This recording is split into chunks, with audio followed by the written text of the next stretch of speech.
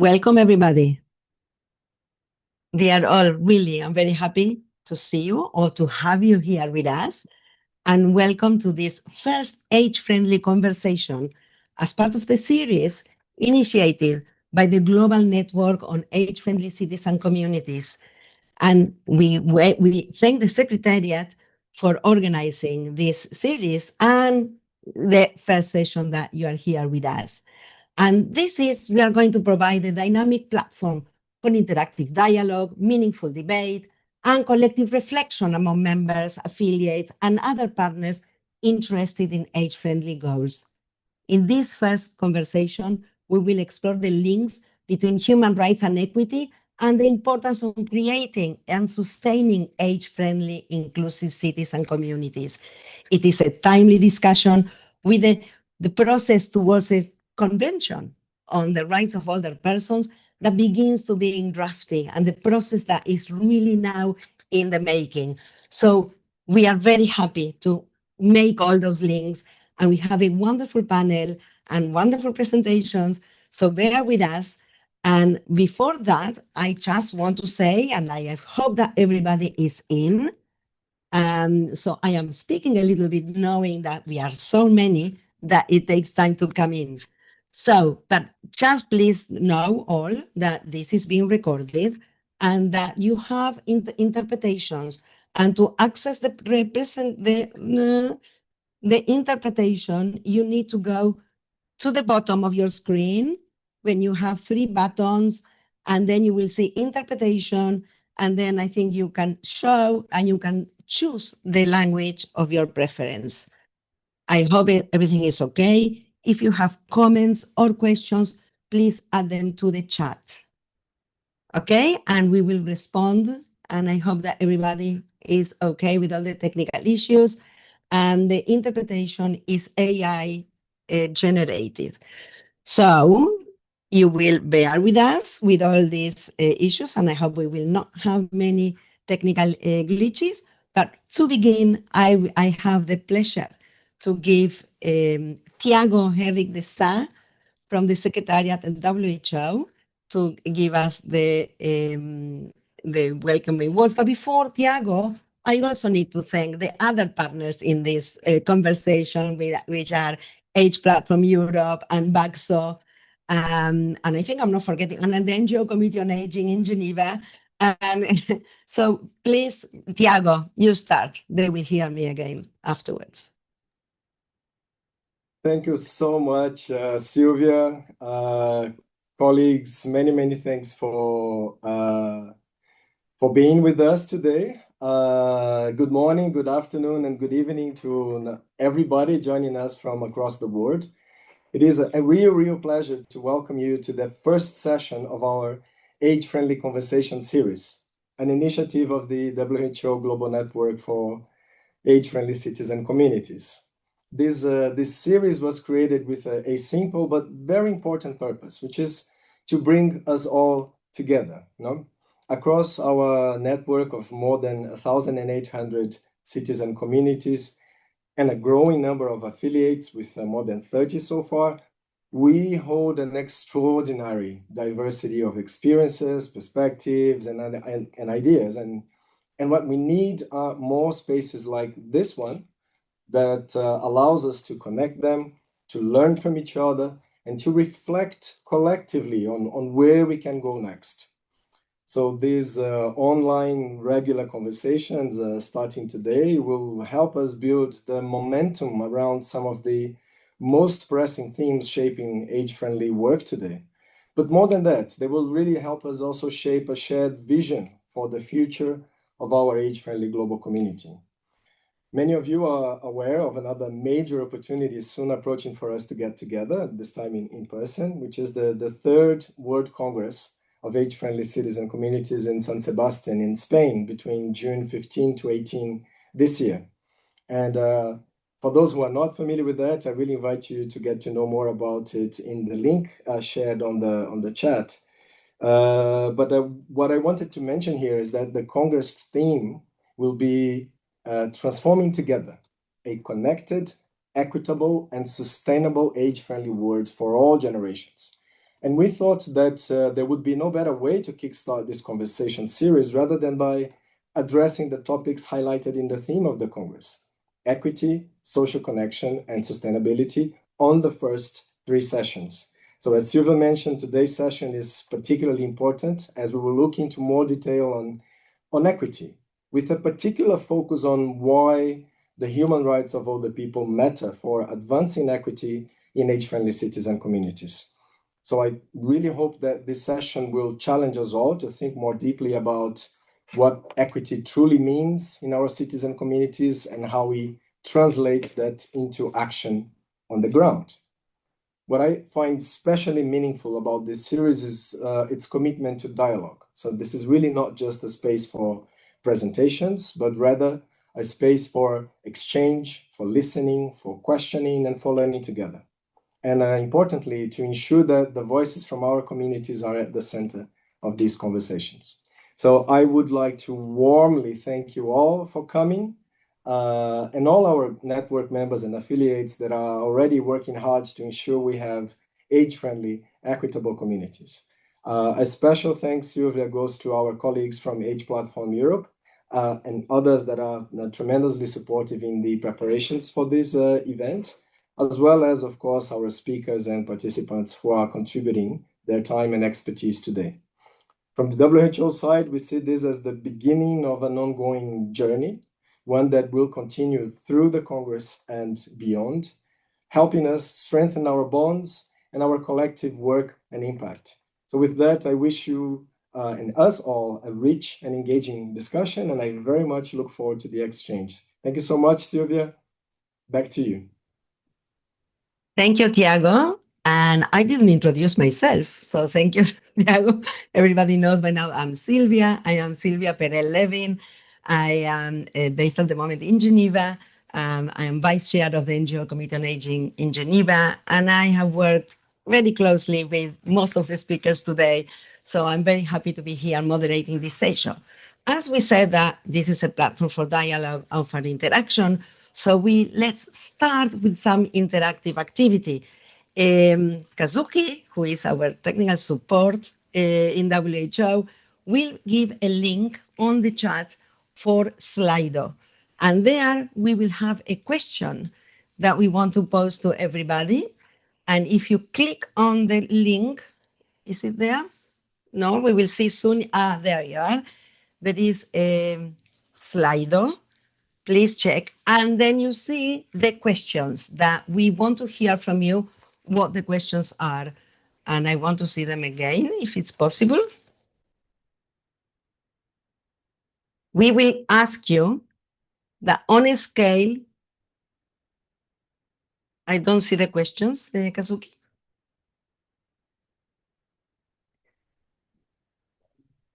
If it's from 1 to 10, or can you see the questions? Anybody? Everybody on the screen? No. There we are. So we want to ask you, the question will appear, but the question is, how would you rate your current awareness of the momentum towards the UN Convention on the Rights of Older Persons? There, how would you rate your current awareness of the momentum towards a UN Convention on the Rights of Older Persons? Are you hearing about this for the first time? You heard about it, but not following. Are you following the discussions, but not engaged? You are engaged in the process. Or are you actively engaged and contributing? So we want to know how many of you are active. Well, I know that you are all active. How many of you are engaged already with the process? And how many of you know about the process going on? Okay. People are still, and you tell me when we are closing. We have another couple of seconds. Okay, I can see it's very interesting because I can see that a lot are following the discussions, but not necessarily engaged. Actively, quite a lot are already active, engaged, and contributing, which is very good. But there is 14% that is hearing about it for the first time. So at least I'm happy that we can bring the news, and we will talk about it, and we will have a presentation. Okay, so can we close it? So we do know 50% almost of the people are following the process but not actively engaged. So let's see how we can work with that. Can I have the results? There, thank you. So almost 50% are following but not engaged. 24% is actively engaged and contributing, and 16% are hearing for the first time, and 11% have heard. It keeps changing. Heard but not following. Thank you. Let's go to the second question. And this will be a word, a cloud word, a word cloud word. Let me ask you in one or two words, what is the most important thing, issue, topic, element that you hope a UN convention will be able to address in your cities and communities? One or two words, what is the most important thing, issue, topic, concern, element that you hope a UN convention will be able to address in your cities and communities? Very interesting. Ageism is big, very big, carries on being big. But there are other issues of accessibility, inequality, awareness, discrimination, intergenerational contact, ageism resilience, contributions of older persons, stigmatization. A lot we want from this convention, indeed. Rights of older persons, and this is a convention on the rights of older persons. There is a word in German, Gleichberechtigung, which I don't know what that means. Isolation, intergenerationality, intergenerational solidarity, healthy aging, recognition, protect rights, accessibility, belonging, social connection. Great. I will ask Kazuki if we can take a picture, a shot of that. And thank you so much. I think that a lot of these issues, I can promise you that will be part of the convention. But let's ask Nena Jorgansi. I am inviting Nena, who she will give us a presentation, and she will walk us through the process and the convention and the links between human rights and equity and age-friendly cities and communities. I'm very glad to have you with us, Nena. Nena is the head of advocacy at Age Platform Europe. And Nena, the floor is yours. Thank you so much, Sylvia. I'm truly excited to be part of this very global conversation. I was looking at the chat. We have literally people from all around the world. I wanted really to focus today on the role of regional, of local actors as human rights actors as well, starting with this famous quote by Eleanor Roosevelt, who said, "Where do human rights begin? In small places close to home, so close and so small that they cannot be seen on any map of the world. The neighborhood he lives in, the school or college he attends, the factory, farm, or office where he works. Such are the places where every man, woman, and child seeks equal justice, equal opportunity, equal dignity without discrimination. Unless these rights have meaning there, they have little meaning anywhere." And I think this quote captures really beautifully that ultimately the global human rights commitments that states make, they are implemented at the very local level, close to home. Rights like housing, access to health and care, accessibility are deeply rooted into local governance. And we're increasingly understanding that states are not just central governments, which are the typical, let's say, duty bearers under international law and the ones that have the obligation to report to human rights bodies, but all parts of the state, be it central, be it regional, be it local, have human rights responsibilities. and the need to really apply rights in practice through local systems, delivering services, and so on. So local actors, local governments need to comply with rights, but now they also have the opportunity to contribute to the drafting of a new UN convention that will define how local policies, how local services are framed and designed and delivered for older persons for many years to come. And to better understand what is the real added value of this UN Convention and how it links with the efforts that the age-friendly community is doing on the ground, I just wanted to share some thoughts.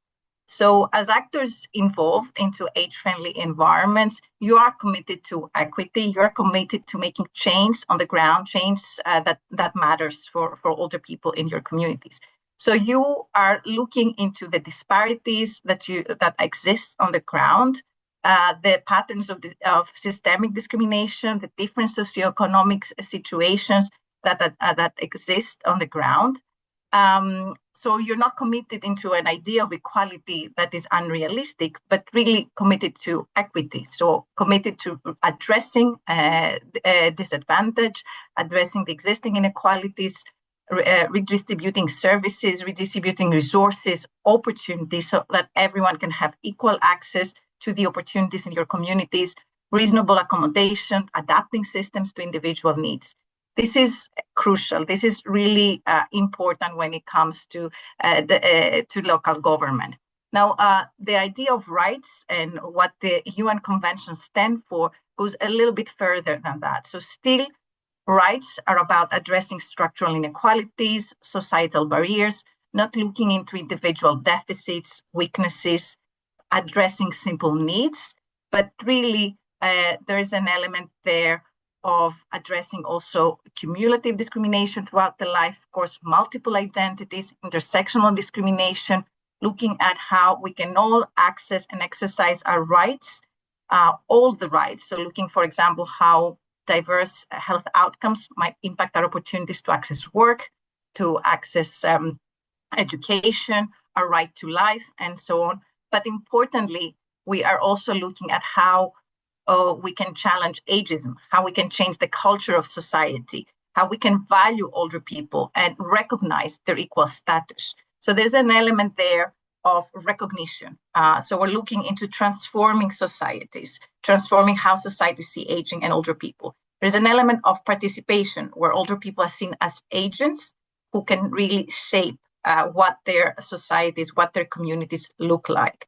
And there's an element of system change. So we're thinking about how can we redesign our communities so that they are barrier-free, so that the policies, environments work for everyone, so that they are, as you very well know, age-friendly. So it's really not looking at services in silos. It's about mainstreaming age and aging across all policy areas, age-proofing universal services, and really embedding aging in all levels of governance. And importantly, the human rights framework does this through enforceable legal entitlements that are rooted in international law. So why are local actors then best placed to drive this change, this transformation? Because you're the closest to people, close to home, as Eleanor Roosevelt said. So you're best placed to address structural ageism that exists in your communities and contribute to cultural change, be it in ways that the public spaces are designed, how services treat older people, how communities value aging and older people, the initiatives perhaps that you will develop to promote intergenerational exchanges. You're also invested in shaping local systems. You're not looking into services in silos. You want to deliver services that work for everyone, be it social and community services, urban planning, transport. So you're already thinking about how to make all parts of your communities age-friendly.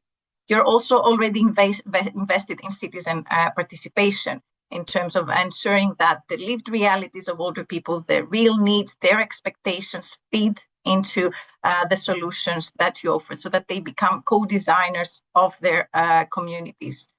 And you are well placed to translate the global norms, the global commitments into lived realities, make them tangible, close to home. So where are we now? We have been discussing for more than 15 years whether there is a need for a new UN convention. We have several hundreds of documents submitted, a lot of evidence, lots of meetings, expert inputs. And we are no longer in this phase. So we have reached a historic milestone. So there is now widespread agreement that the current status of protection of older people's rights is not sufficient, and we need a new UN convention. So last year, there was a landmark resolution adopted by the United Nations Human Rights Council, which established a new working group with a specific mandate to start elaborating a new UN convention. So this resolution recognizes the importance of all stakeholder involvement. So it's not just about central governments or just about UN agencies. Everyone, including local actors, must participate in this process. The importance of having regional and national consultations to contribute to the global discussions. And importantly, it recognizes also the role of civil society and of integrating the voices and the lived realities of older people in this process. So the first meeting of this working group took place last month. It was what we call an organizational meeting. So we had the election of the chair. The ambassador of Argentina will be chairing this working group for 2026. And there was a lot of discussion about how to integrate the voices of older people in this process. In terms of next steps, we also know that there are now 2 more sessions planned in 2026 in July and October this year that will start moving from the how towards to what we want to see, what is the content, the substance of this new convention. And after all, we expect to have 2 sessions every year as we move forward. So as we're speaking yesterday, there was a call for input that was launched that will contribute to the next session in July. This call for input is again open to all stakeholders, and it focuses in what is the vision of the society that we want this convention help to create. What should be the underlying principles that should drive the drafting and the implementation of the treaty, the overarching ideas, concepts, frameworks that should guide the treaty, how older people should be understood and recognized as holders of rights. How can we ensure that older people exercise the same rights as everyone else, but at the same time we address the real barriers that have rendered the violations of their rights invisible under the current framework. The good news is that we're not starting from scratch, so there are a lot of material that you can already use for those of you that want to contribute to this process. The Global Alliance for the Rights of Older People has developed a discussion paper building on the more than 15 years of work on this issue about how we understand aging and how we understand older people as rights holders, and the conceptual basis of this convention. And we're also finalizing now some guides for grassroots consultations. So to sum up, what can you do? You can really bring the evidence from the ground, from the what issues older people face daily, and the lessons from implementing age-friendly policies. You're best placed to facilitate participation. You already have experiences by using the age-friendly framework and ensure that citizens, older people's voices reach also these global negotiations. And finally, when the convention is adopted, it can only become a reality through local implementation. Without local capacity and local initiative, it will have very limited impact. Thank you. Thank you so much, Nena. Really, I always in awe of your capability of putting it in concise way such a complex issue. And of course, you are not just the head of advocacy in Age Platform Europe, you are also the chair of the content working group of the Global Alliance on the Rights of Older Persons. So you've been working with a group of experts in creating a conceptual framework, and together, we as a civil society, not just advocating, but also helping member states in understanding a lot of issues that we know from firsthand. Thank you so much. I after this presentation, and I will invite you to post questions on the chat. But we will start answering the questions and bring to the debate after we have a little panel. We are supposed to have 3 speakers, but I think that we have a problem with 1 speaker. I will say her name. We are expecting to have Marjut Vuorela. She's a senior expert from the Office of the Finnish Ombudsperson for Older People. Marjut, she's having technical issues, so if she manages to connect, we will have her. But we also have with us Rein Strubel. He is co-president of the International Longevity Center Global Alliance, ILCGA, and also co-director of the ILC South Africa. But we also have Alexandre da Silva. He's the National Secretary of Human Rights of Older Persons in Brazil. And I am asking the same questions to our panelists.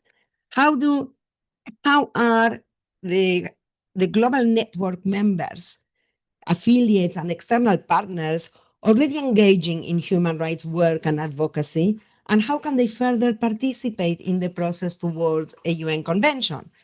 And on the other side, how would the UN Convention on Older Persons' Rights, in your opinion, help advance equitable, age-friendly cities and communities? So let me start with Rein. Rein, I will invite you to come and tell us in 5 minutes, and I am going to be strict, 5 to 6 minutes max, and I will allow myself to catch you, to come in if you go a lot over. So I'm happy to have you with us, Rein. The floor is yours. Thank you. Thank you, Sylvia, and thank you for the invitation, everyone. I think the important issue for me, living in a very, very complex society in South Africa, where we have gone through a very big transformation from apartheid to where we are now, still in the process of transforming, that older persons have often fallen by the wayside. With the HIV/AIDS pandemic that we've experienced, and the transformation process, with a country that acknowledges 12 official languages, we are truly living in a very complex society. And while we often speak about equity in age-friendly work, we need this convention to ensure enforceable rights. As been said in the previous conversation as well, this cannot be about kindness and inclusion programs anymore, but an outcome of rights being realized. The rights are the architecture through which this equity can become real. We have a very, very, very strong civil society in South Africa, operating in the absence of a government that, as many governments have gone through transition processes, has been dysfunctional on many levels, especially when it comes to the Department of Social Development, where the crises of older persons have overshadowed development. So we hope that we can go from this shift, or that we can establish this shift from a moral argument, which we all agree on, to legal codification. And I think this is a very rare opportunity to bring that codification, the legality, the rights into the forefront. And it's a rare opportunity that I think we are getting in South Africa to participate in this. So we do not see this only as a UN process, but a once in a generation opportunity to really define what dignity in older age means globally. In my work, I have become acutely aware. I work on grassroots level. I've become really acutely aware of the power of social connectedness. My work has been in marginalized communities, and I've seen the strength and the power of older persons who engage in community from a relational point of view. People who transform communities through their values-based, but their active participation, where they do not have the luxury of this Western construct of retirement, for instance. Many people, the majority of people in South Africa cannot afford or even contemplate retirement, have not had full-time employment to be able to enjoy retirement. So they are constantly re-engaging and reenacting within society in this relational manner and form a very strong foundation of interreliability. And I want to make the difference here or highlight the difference between interdependence and interreliability. And through this social connectedness and interreliability, they have formed a very, very strong force on grassroots level in communities where they have activated their role. And this, I think, can be a showcase to other countries that older persons do not see themselves as a burden. They do not see themselves as in need of care as much as a need to be connected, a need to have their identity honored, their interconnectedness in society. So, yeah, I think the recognition of this value base of older persons would be amplified through this convention, that it is not only nice to have or a charitable or a moral obligation, but an actual human right. And that right can be enforceable.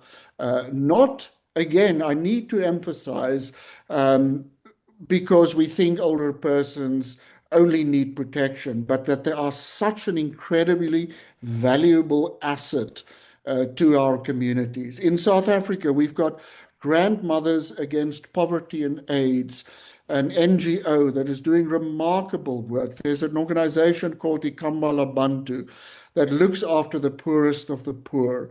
So there is amazing work happening on grassroots level that I think can be solidified and structured through this convention to have a massive impact on individuals living with different abilities and all ages in an age-friendly community.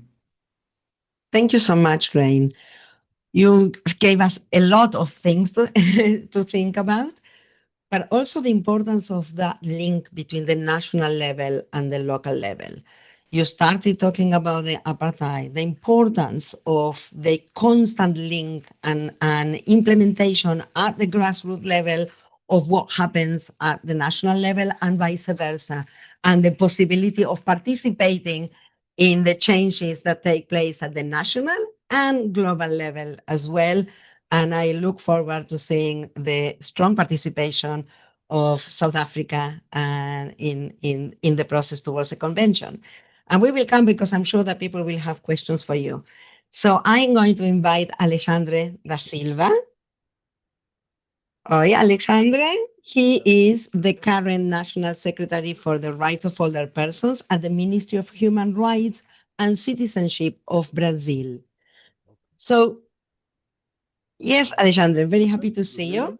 Yes, now I can hear you. You were muted, and now we are going here. So the floor is yours. Okay, thank you.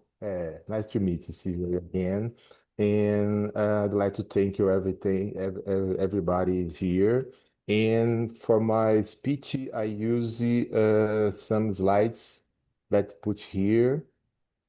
It's possible to see, yeah, my presentation. So I will introduce how we plan the importance of the UN Convention for the World in Brazil too. But first, I would like to introduce how we create the human rights for the other person in Brazil. So, in the okay, yeah. This slide to introduce how the Brazilian getting older. So in the first slide, we have seen a rapid demographic shift over the last 50 years. We moved from 6.1% in the older person in 1980, nearly 16% in 2022. Recent estimates point almost 35.6 million older persons in Brazil is like a country, represent more than 17% of the total Brazilian population. The population age 80% plus over will reach more than 5 million, equivalent to 2.30% of population in Brazil. In Brazil, we have different groups with 60 years plus. And the second slide, we solve the regional variations. So the percentage of the older persons varies by the region. We see rates above 17% in Sudeste and south of Brazil, while it's around 10% in north and 13% in center west. And how has the population Brazilian been aging? These slides we see in 2010, the median age was 29 in 2010. But in 2022, the North maintains values from 2010, while the Northeast and Central West remain below the natural average. So in Brazil, we can look for the inequities, inequalities, difference by the regions. So we look for the increase the population, but we have the population to getting older is different and marked by inequalities and inequities in these specific regions of the country. When you look for the index for aging, it's a common indicator you use in the world. In Brazil, in 2010, have the 44.8, the index aging, and 2022, we have 80. It is a great increase. But when we look for the specific region in Brazil, North, Northeast, Southwest, Sul, and Central West, we look for the North in 2022 have the value below about Brazil 2010. So it's a big problem for us because we have the Southwest and the Sul that the aging index it's compared to other countries in the Europe, for example. So it is necessary to think how the programs, the actions make to try to understand what's the problem the older person having in the Southwest, in the Sul, is different in the North, in the Northeast. But a more important and more crucial and paying information for me is these slides. When you look for average for the age by the death, consider intersection by sex and race, we look for in 2029, we have no black woman is the people who declare was white or Asian. In 2029, no black woman has more 70 years, is continue until 2023. But black men in 2090 don't get 60 years, is continue until 2023. So it's important information to understand how important to look for the UN Convention, because we have a lot of specific groups in the roads. When like African, like Rainy talked before, we have the marks of historic discrimination, historic vulnerability that create insufficient conditions to live with dignity and opportunity to have a citizenship like the other groups. After, in Brazil, we have a important group of normative laws, like our Constitution, Federal Constitution, our policies for other persons, our statutes of the yet no ratification, but we have the International Convention, and we in Brazil is part of the group to UN Convention in UN. So, what's important to think the global network cities and communities age-friendly. For me, it's important to consider the inequalities, the inequities, the Brazilian states is the same reality that we have in other countries. Efforts to rights and promotion to citizenships.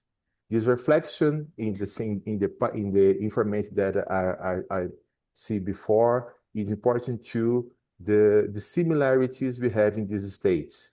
It's common we have the people who was black, was the traditional groups, and the low income, especially white persons, and with the poor socioeconomic indicators. So the importance for the UN Convention, and we have the programs like the cities and communities age-friendly, is to decrease inequalities, inequities, and in Brazil, our affiliation in these programs is to offers to governors, to offers to academics, offers to institutionals, was an action or programs to get it improve and planning or seek for funds to improve the articulation. Because when you look for the aging discrimination, the system for me is modulate our democracy, especially to seek for funds to create strongest programs in action for the person. So it's introduced my speech. Thank you very much, Alexandre. And perhaps we can bring the panelists, including Nena, to have like see them on. Thank you, and also yes, and Rain as well. Because I want to open, thank you so much, Alejandra, and it's very interesting to see the issues of aging in Brazil, as our other Alexandre friend always says, you know, when other countries or when Europe became old before being rich, countries like Brazil are getting old long before they are rich. And the issues of social inequalities or socioeconomic status are very important issues. And the intersections that you mentioned between race and gender are extremely important. All of those have to be part of a convention that we are working on. But I want to open the floor for participants to ask questions. You can ask in the chat, or you can also ask in the Q&As. That I also have access to that, and I already saw a first question that I'm happy, and I will ask Nena to be the first to respond to that, and I think you are the correct one to respond to that one. Alison Bow is asking, she's from Active Retirement Ireland. Well, she thanks all the speakers and she asks, what mechanisms will ensure that a future UN convention leads to real accountability at national and local level, particularly in areas like health access, participation, and aging in place? Would like to unpack a little bit that. Yes, sure. I can try. Thanks, Alison, for the question. So when a country agrees to accept and ratify a UN convention, essentially it agrees for it to become part of national law. So there are different ways that this happens depending on the legal system of the country. But essentially what it means is that the country then has to reform national legislation so that it complies with the provision of this convention.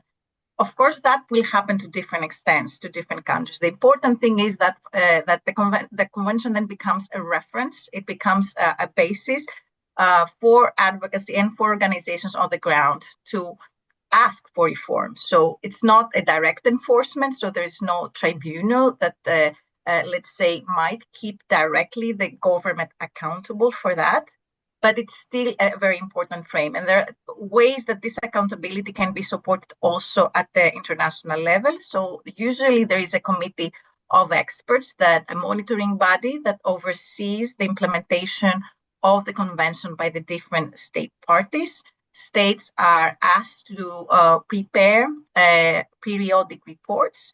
And in addition to the reports presented by states, there can be alternative reports by civil society and others that the committee can compare notes and see what is the reality and what is being presented by the state. And based on that, make concrete recommendations about how state practices, state policies and laws can be reformed to better comply with the provisions of the treaty. And then, of course, the convention becomes part of international human rights law. So that means that under the existing system of protection to which all member states participate, in particular the Universal Periodic Review, they have to answer questions vis-a-vis their peers, vis-a-vis the other member states. So there is also a kind of naming and shaming and being accountable to each other that can also help member states advance. So there's both the international level of accountability, that part of the enforcement, but I think that importantly, conventions are drivers for change to the extent that they can be used also by the national and the local actors to push force change in the right direction. Silvia? Yes. Yes, you want to say something, Alexander? Okay. I'd like to compliment Nina, if permit. Of course. In Brazil, we have a real situation, especially attention to territories that border other countries, like Venezuela, for example.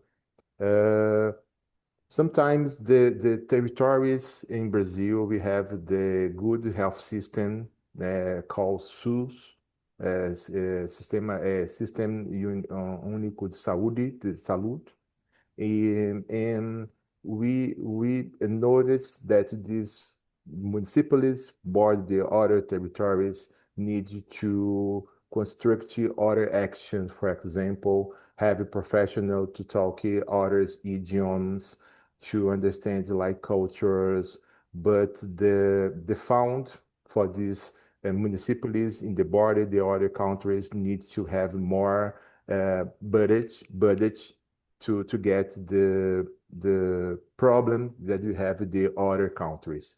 For example, in Brazil, we have in specific municipally 4 groups: indigenous from Brazil, indigenous from Venezuela, Venezuela other persons, and Brazil other persons. So we have the understand when we have the UN Convention, other countries we have the same condition.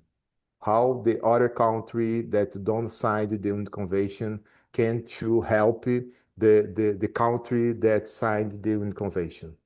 So for me, it's a point to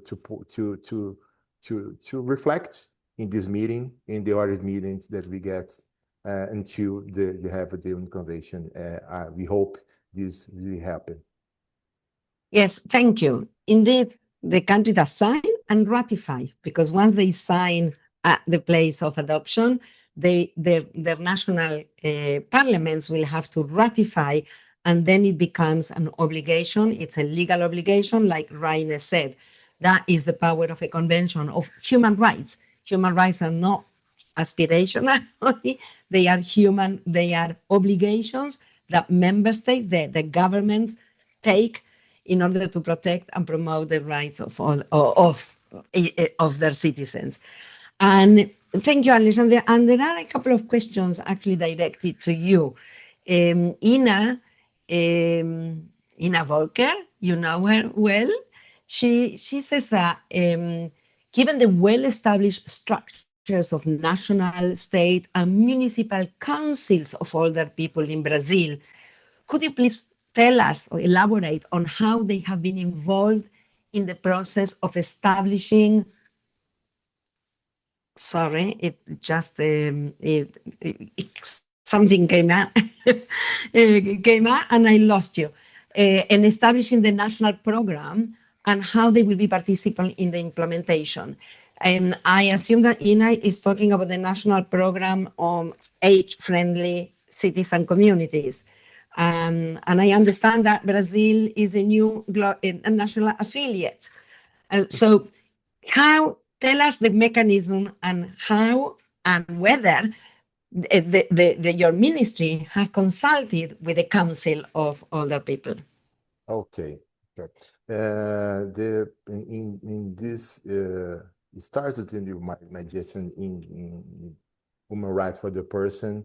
We increase the social participation by councils, the national, the states and municipalities councils. We improve the cities in the councils. The councils is a democratic area, locus, when we have 4 new seats, 4 new seats to understand more the problems we have in Brazil. So we have the seats for women, for racial equality, for LGBT groups, and indigenous groups. In this point, we created, we recommend some actions or attentions in your policy, in your programs, created by federal government, by state government and municipal government.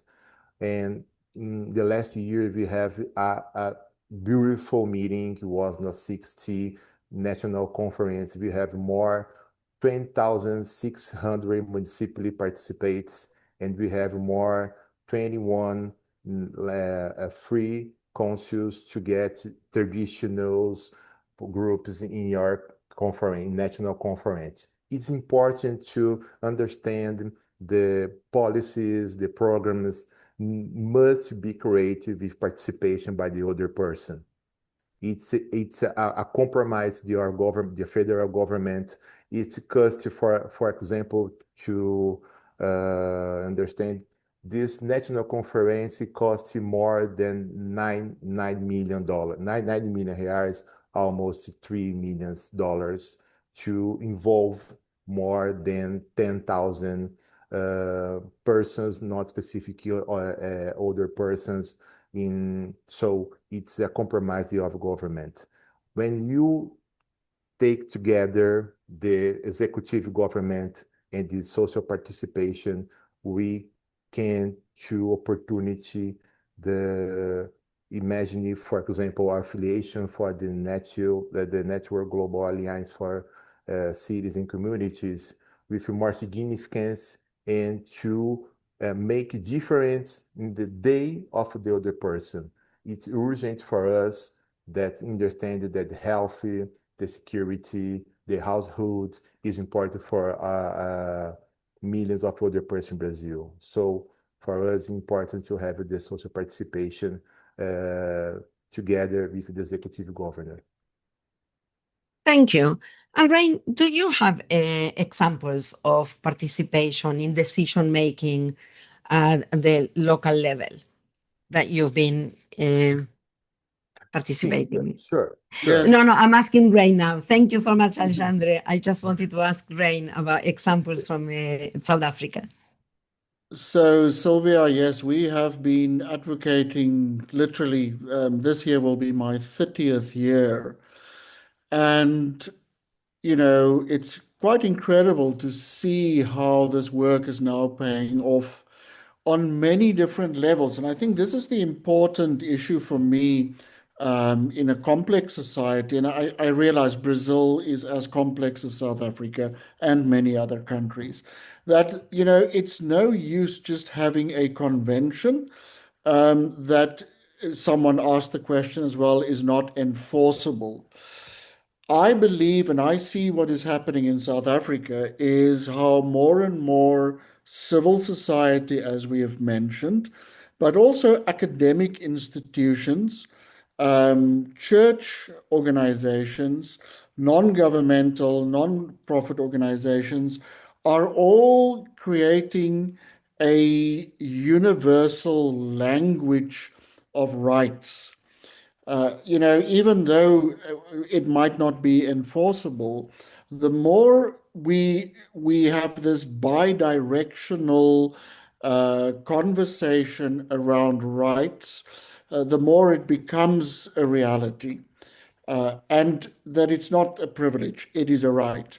So I believe that through all these non-governmental organizations, academic institutions, organizations like the International Longevity Center, the Institute of Aging in Africa, and many, many organizations are now collaborating and have become quite a formidable force in South Africa to say this is what we advocate, but also what we demand.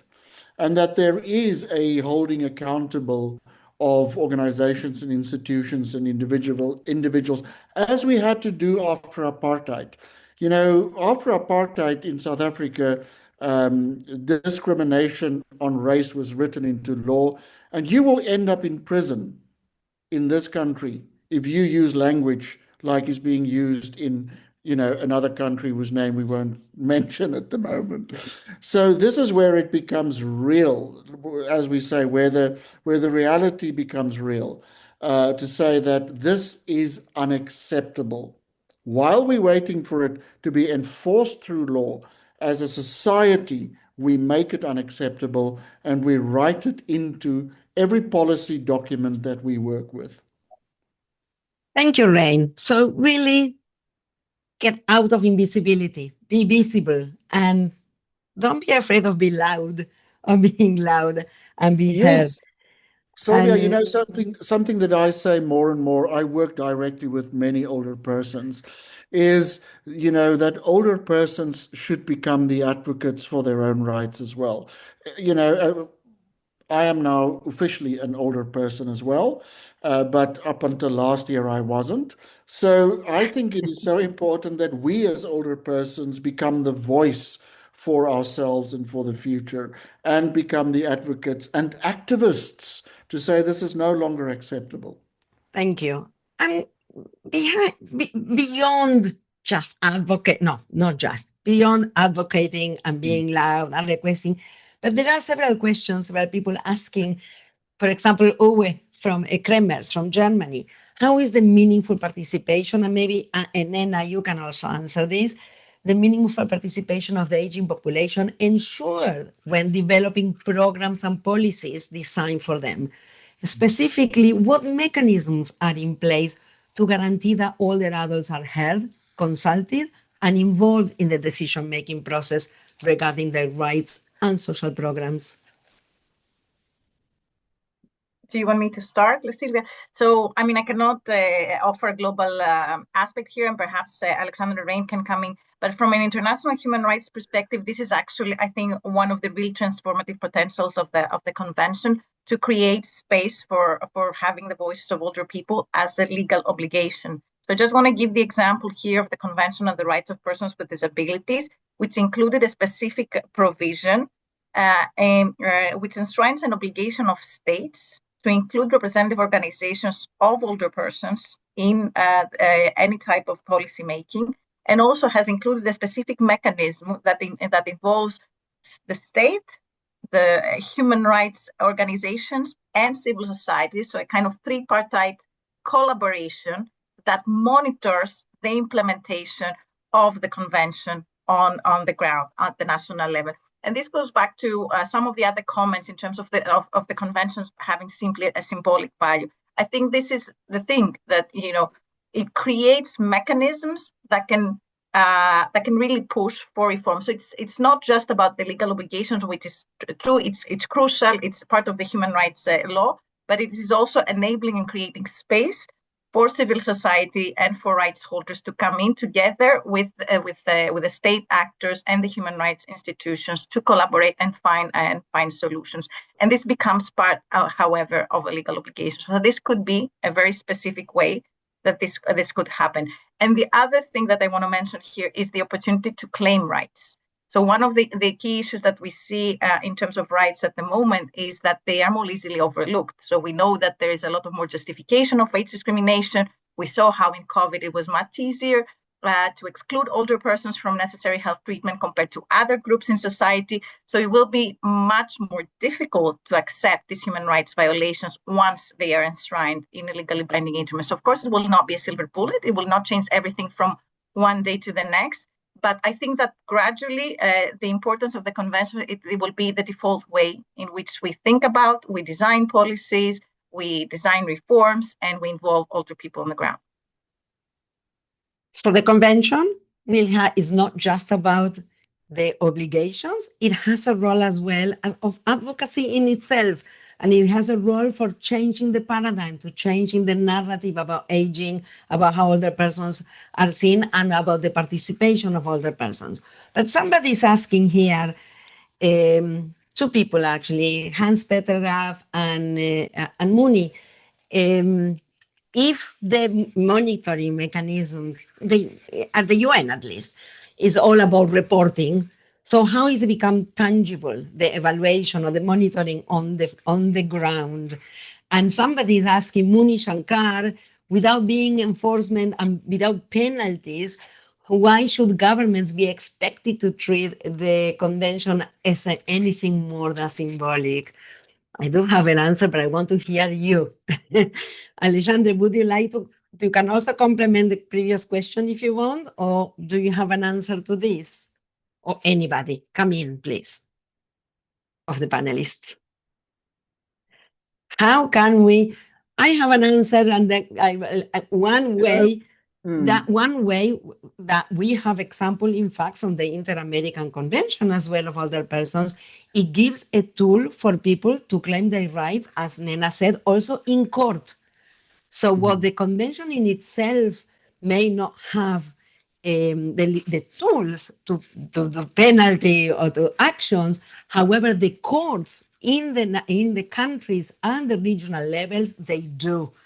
And people can use the convention as a source, and they can cite it as and use it as part of the argument and take the governments or anybody to court and get a reparation, get remedy from the government through a court decision.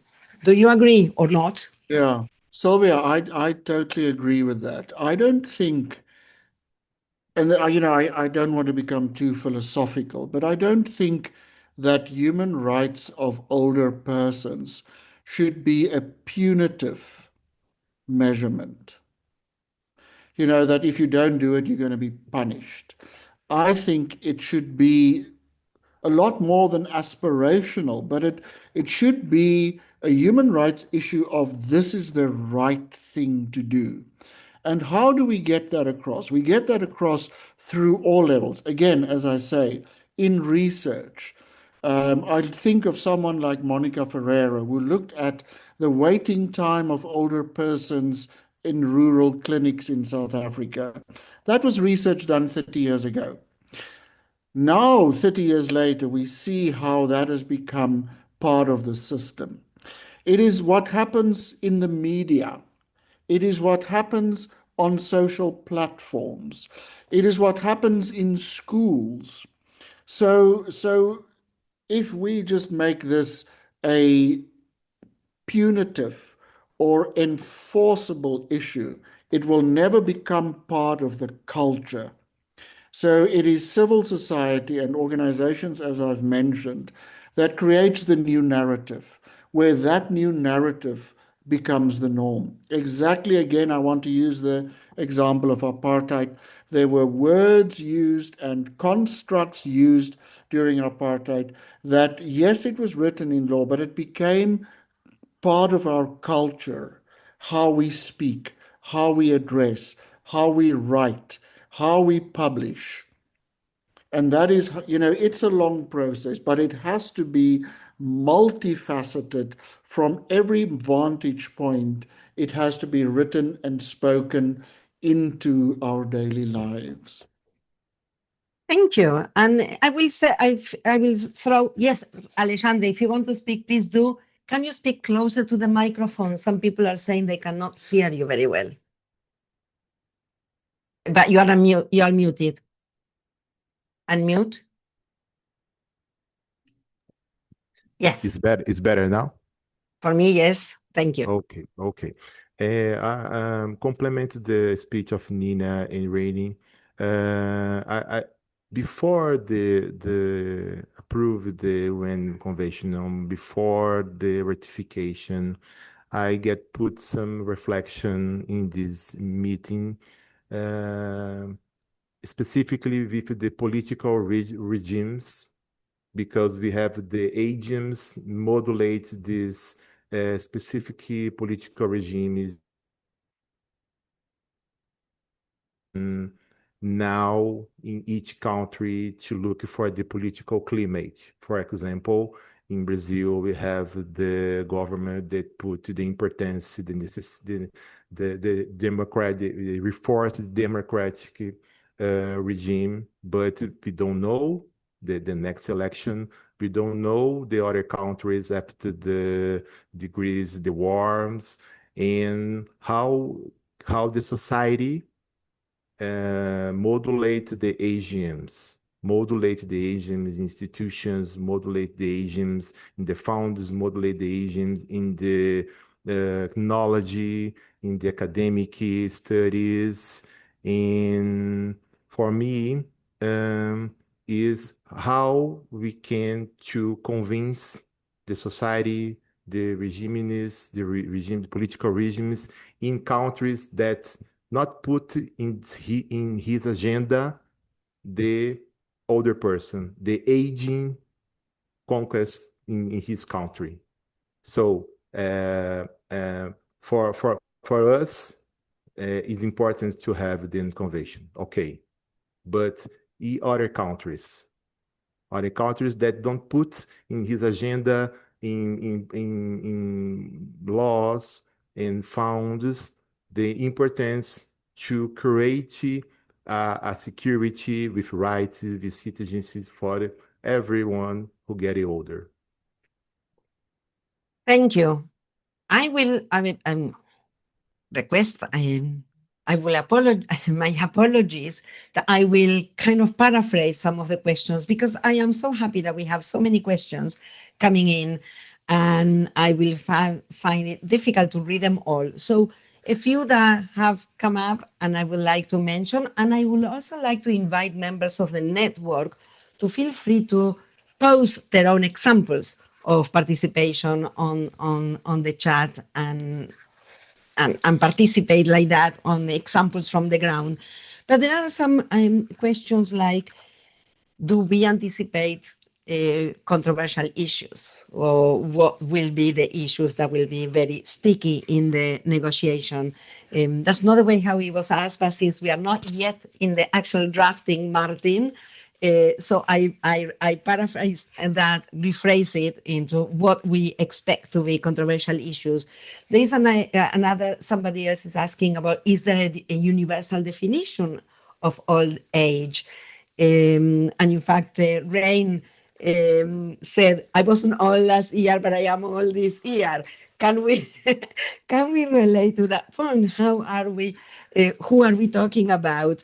And And then also some people who really want to engage and they want to have information how to connect, perhaps to GAROP, to the Global Alliance, a global platform, and then Pam, you will probably put, our secretariat, we will put some links that we will be happy to share. And also Alejandro, who is asking, can we anticipate, are we talking about how long will it take to have a convention? 2 years, 5 years? Do we know? Feel free. I just asked 3 or 4 questions, and who would like to react? Controversial issues, universal definition. Yes, Lena. Yeah, I can start. I mean, in terms of the time frame, the resolution per se does not foresee a time frame. It will depend largely on many issues, political will being one of it, resources can be another of it, the push by civil society, third one. I think that as civil society, we would like to see something that is neither too long, but also not too short. So personally, I wouldn't be satisfied with having a convention within 2 years, for instance. I think we need substantive time also among ourselves. And that goes back to also the question about controversial issues. I think we need controversy. If this was an easy issue, we wouldn't need the convention. So we need time to really go through and see where the potential for transformation lies and how we address those difficult issues. So my wish would be for the convention to take place within the frame of 4 or 5 years. I think it's a good enough time. This is the time that the Convention on the Rights of Persons with Disabilities took to negotiate, and it also ensures that we have also more continuity from the people involved in this process before they change. But that is something that we don't know. And just about the issue of definition, then we don't yet have a universal definition, and that is also another, I think, important innovation that this convention could bring. In particular, also compared to some of the existing regional instruments, I think that what would be critical is for the convention to define older persons from a social construction perspective. So not looking into the chronology or the deficits and the weaknesses of the persons, but look into the factors that may create barriers to the full enjoyment of human rights. And that includes not just chronological age, but also perceptions of being old. So in the labor market, we have members within age that are 45 plus. So it's not about being, strictly speaking, old, but it's about the barriers that you face in the labor market start already in middle age, where you don't have equal opportunities for career advancement, for accessing training, or you might be lagging behind in terms of, accessing technology and different tools. And that impacts your opportunity to continue working. And then when this translates also into legal enforcement of those rights, the rights to work is being interpreted by courts in a biased way. So this goes back to the idea of enforcement. So indirectly, there's no court at the international level, but indirectly, and this happens, we have seen it with the Convention on the Rights of Persons with Disability, the Convention on the Rights of the Child, national court, regional courts as well, refer to international conventions in terms of applying the rights of citizens. So these are all ways that we can have. And just a good practice example, at the Council of Europe recommendation has offered some kind of definition that looks at it more from the social model, that is not chronological based, and could become the basis of discussion about how we define older people as rights holders. Thank you. And as you mentioned, examples from the Convention on the Rights of Persons with Disability, in fact, Hans-Peter was asking to what extent CRPD, the Convention on the Rights of Persons with Disability, changed the paradigm which we relate to persons with disabilities. And perhaps, Alexander, you have experience from the national level on the implementation of the Convention on Persons with Disabilities, or Ryan, and how that had a big impact on policies and programs because of the existence of the convention. Would you like to say anything about that?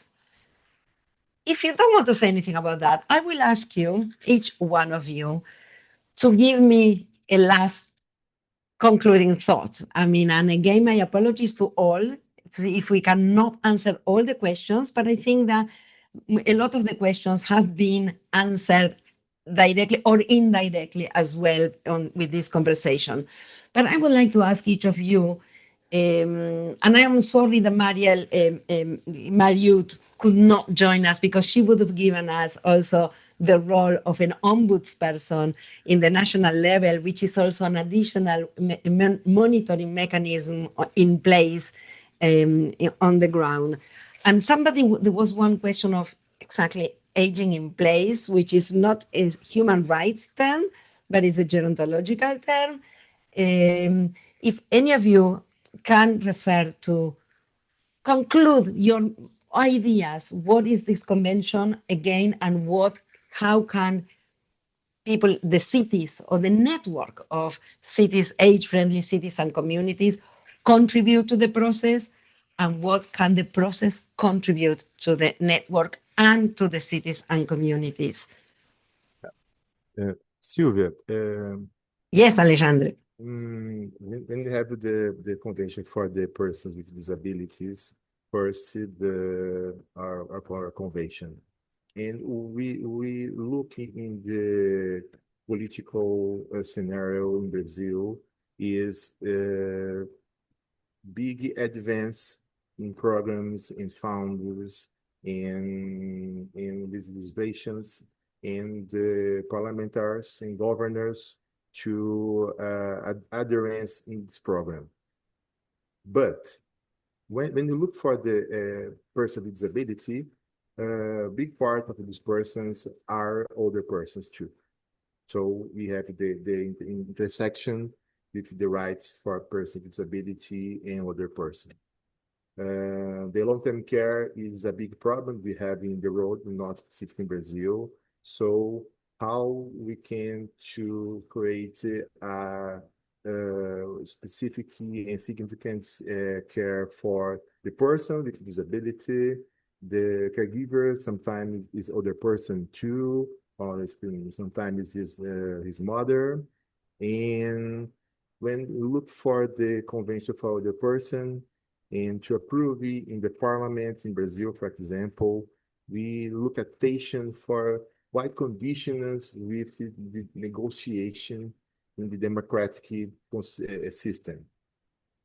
I'll say, we have the convention for the person with disability with against the discrimination and other negotiation.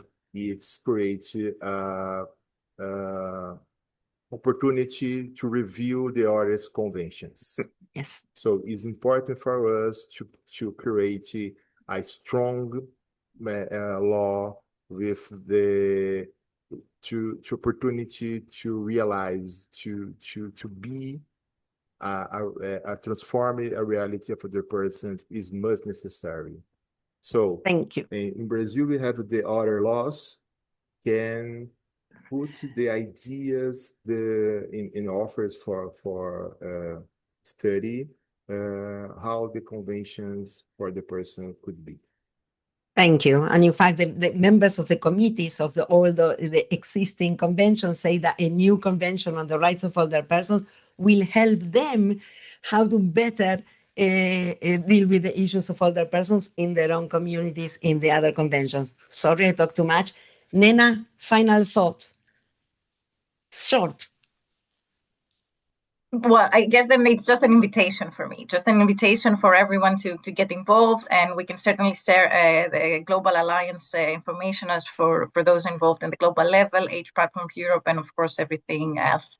So very, very grateful to be here. Thank you so much, Nena. And Rain, your last thought?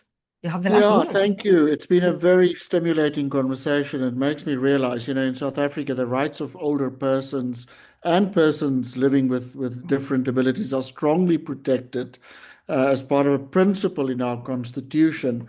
But I think we need stronger networking, stronger bi-directional collaboration, so that it becomes a more distinct and enforceable rights framework.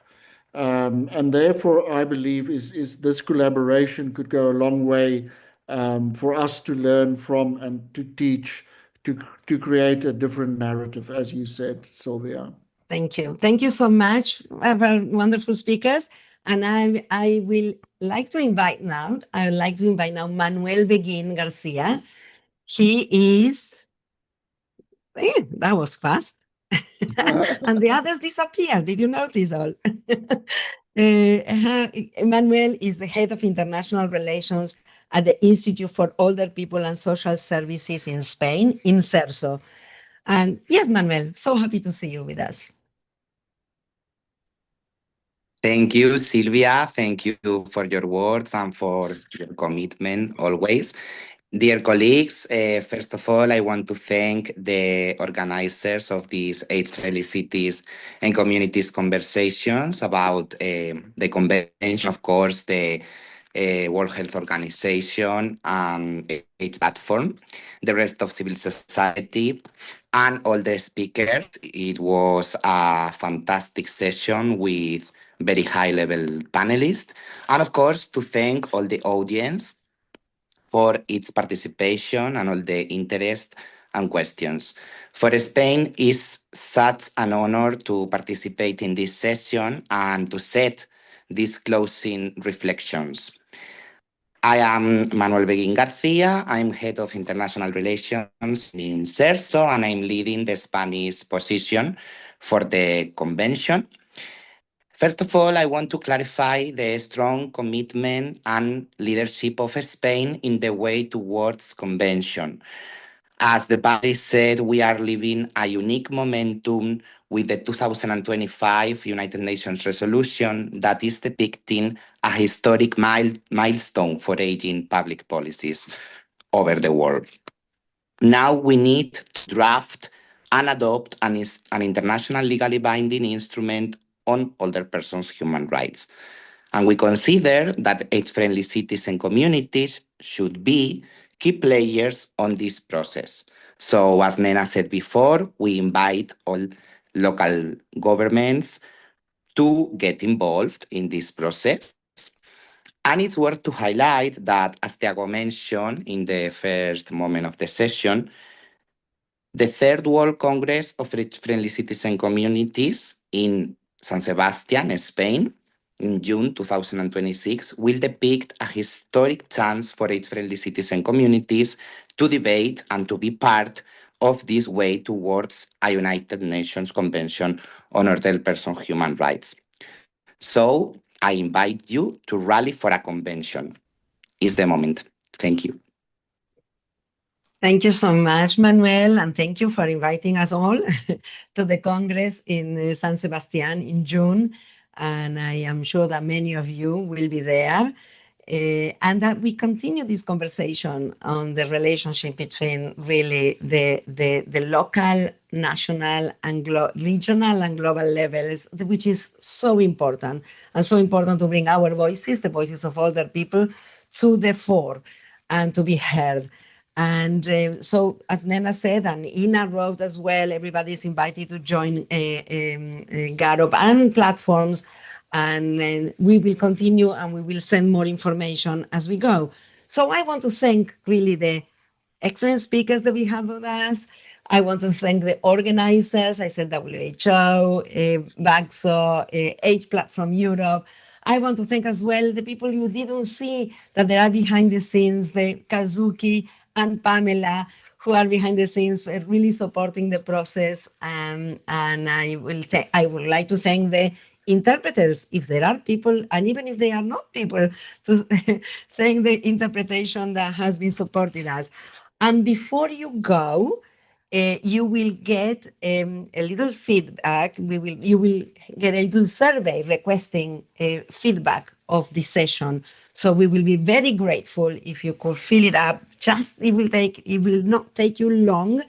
You will receive it as long as before you just leave. And do repeat, because we want to learn from you. There will be a second, and you will receive invitation to the second conversation, the second dialogue in the series. And I think I didn't forget anything. I want to thank again, and of course, the attendees and all this large number of people that we have had today with us. And I hope that you have enjoyed, and feel free to send more feedback and requests for topics for dialogues. And with this, feel free to come on and say hello. Maybe we have a picture.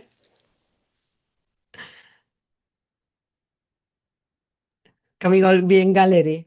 There. Thank you, Pamela. Thank you, Pam. Thank you, Kazuki, for coming online. And Ina Volker as well. I didn't mention, but you have been supporting us as well behind the scene. And Anna, thank you so much. And until next time. And I officially close the meeting. Bye.